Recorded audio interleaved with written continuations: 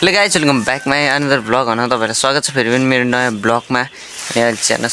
म चाहिँ होइन हाम्रो घरमा चाहिँ नयाँ पेट लिएर आउनु छ नि त डगी किङकङ डगी क्युट छ होइन क्युट पनि छ एङ्ग्री पनि छ होइन जे भने पनि हटपट छ चटपट छ अनि उसलाई चाहिँ होइन ऊ होइन म त उसलाई भन्छु ओ डगी डन हाम्रो चाहिँ डन हो न अनि यो चाहिँ बर मसँग मात्रै हिँड्नुपर्छ क्या हेर्ने अब हाते पेट ज्याको चेन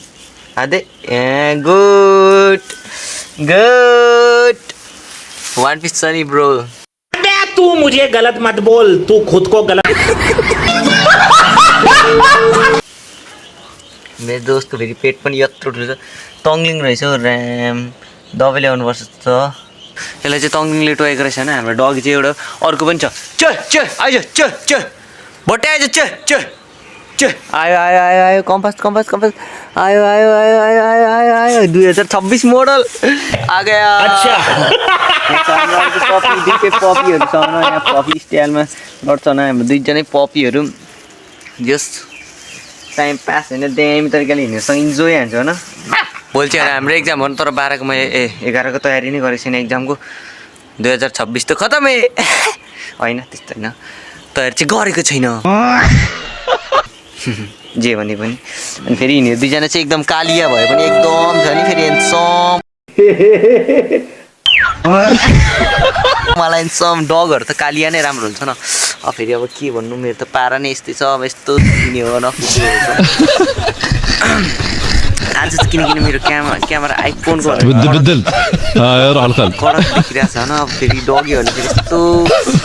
म डगीहरू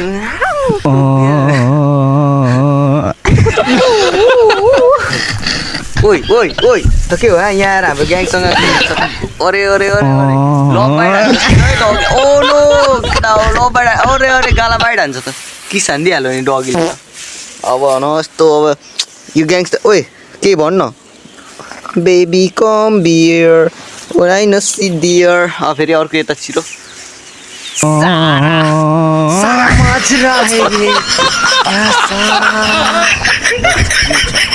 बालवाला दुईवटा म त फेरि बडी गार्ड राख्छु नि दुईजनालाई टक्कसँगले डन बिचमा नाखी सोच्ने दुईवटा कालो यत्रो ठुल्ठुलो होइन साइडमा टक्कमा बिचमा म फेरि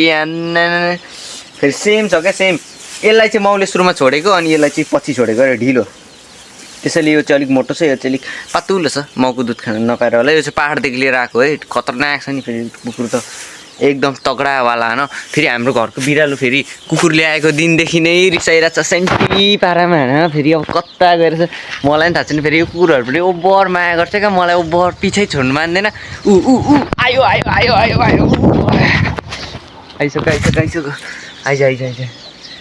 यसले त एमो ल दिस मेन डगी त फेरि डेन्जर छ है मेरो ल त्यो क्या छ न अब आजको दिन चाहिँ एकदम शीतल छ भोलिदेखि हाम्रो एक्जाम छ 11 को कसको चाहिँ एक्जाम सक्यो होला 11 को किनकि एकैचोटि हुँदैन नि त एकै नासको हुँदैन डिफ्रेन्ट हुन्छ हाम्रो एक्जाम चाहिँ जनसेवा कलेजको चाहिँ अस्ति एक्जाम भइसक्यो अब यहाँ चाहिँ हाम्रो सीमा वंशबारी विद्यालयको एक्जाम हो भोलिदेखि स्टार्ट हुँदैछ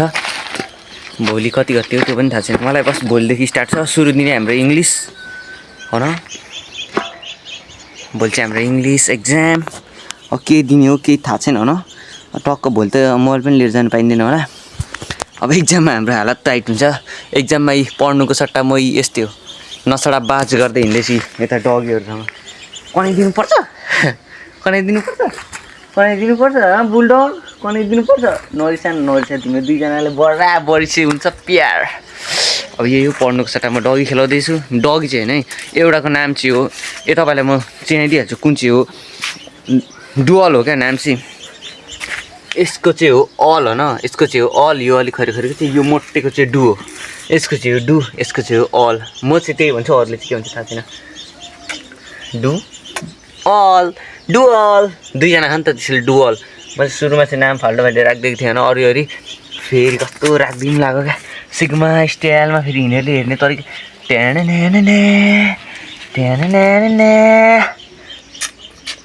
खतरनाक छ नि त त्यसैले मैले डुअल नाम राखिदिएको तपाईँहरूलाई चाहिँ कस्तो लाग्छ आई डोन्ट नो बट मेरो साइडबाट हेर्दा चाहिँ खतरै छ।